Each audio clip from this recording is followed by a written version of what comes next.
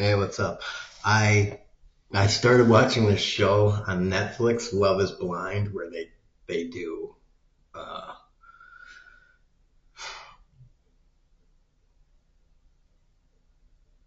if you've watched it before, you know what they do. They do a set of, I think it's like 10 people, 10 men and 10 women, and you talk without seeing them. So you talk on opposite sides and stuff, and you're supposed to like after I think it's 37 days if you want, you can propose to someone. And it just got me thinking again on yeah, that wound is still not all the way healed. It doesn't really bother me, but I don't want to mess it up. It got me thinking again on the whole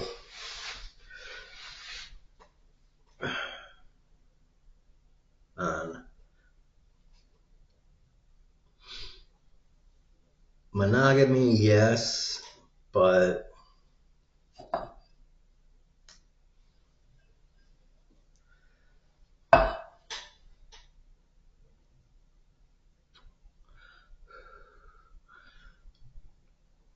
partly because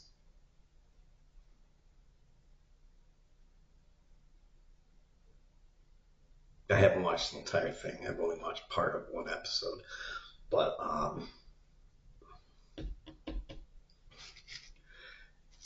it seems like some of them are kind of liking more than one person. Um, and it makes me think a lot of on Star Trek Enterprise, Dr. Phlox and his species, how they have the men and the women in their species have multiple wives and husbands. I think Dr. Phlox had like 7 wives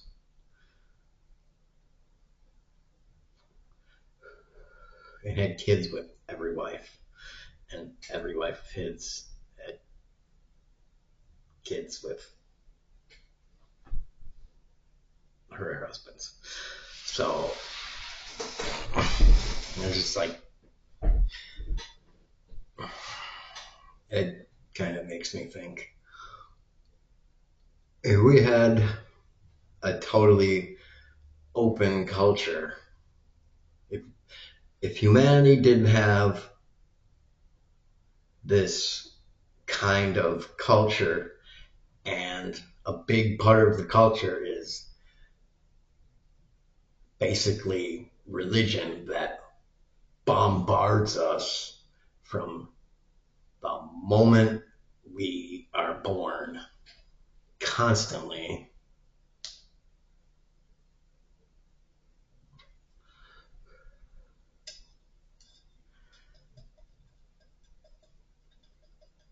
I think most of us would be much more open to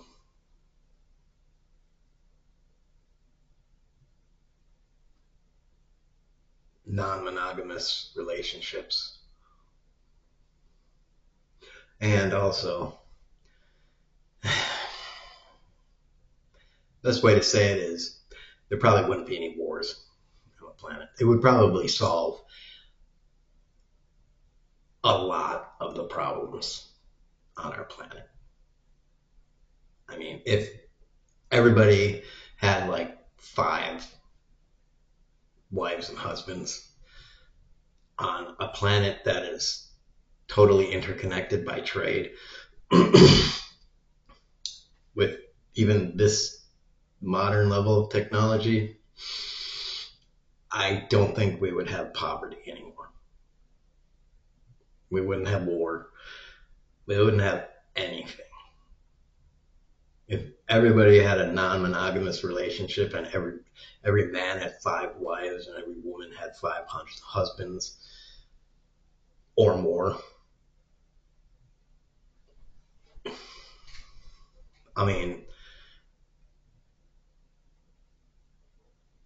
nobody would be arguing about how much it costs to feed everyone, to house everyone. It just wouldn't be an issue anymore because every family within 3 degrees of separation would be like, you would have Hispanics, Asians, and blacks in your entire, like, immediate, basically family.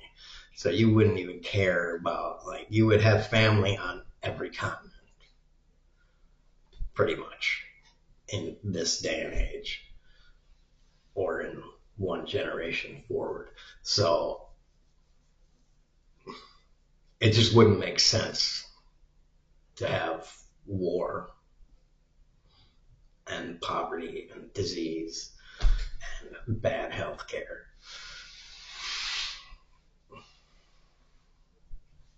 And we may be moving towards that kind of system. It may only be another 25, 50, 100 years when something like that comes along, or the next generation of CRISPR, when something like that happens. And you can bet the Christian right is going to be like, that's an abomination to God or some shit like that.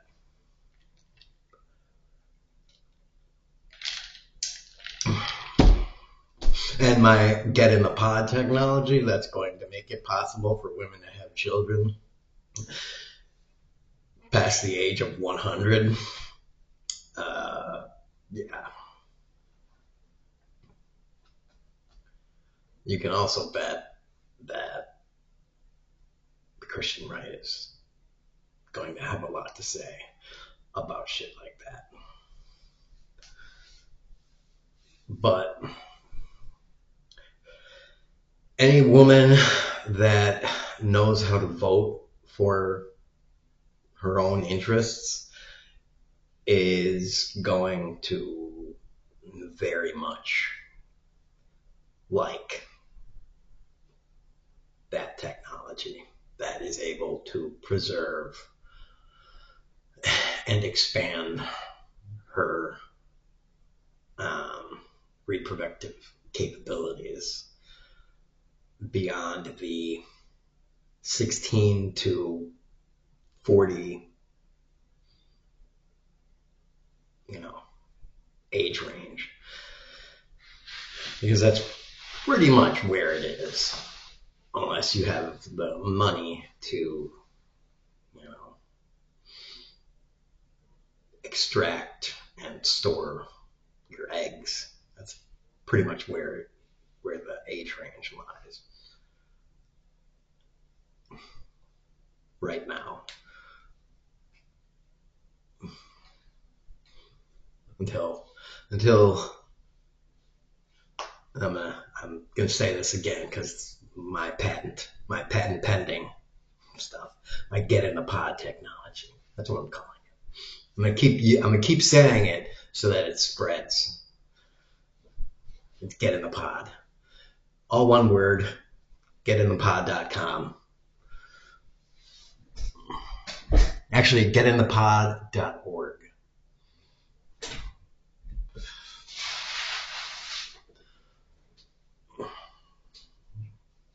Because I don't need money from this. It's a gift to the world. Getinthepod.org.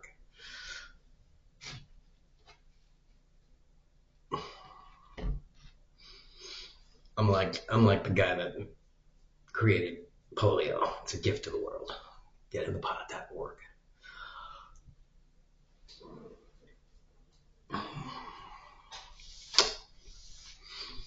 So, yeah.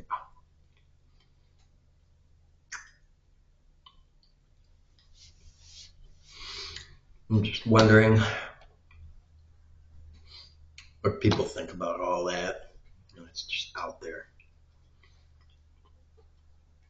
So, tax rich people, kneecap rich people, boobs, boobs for the world.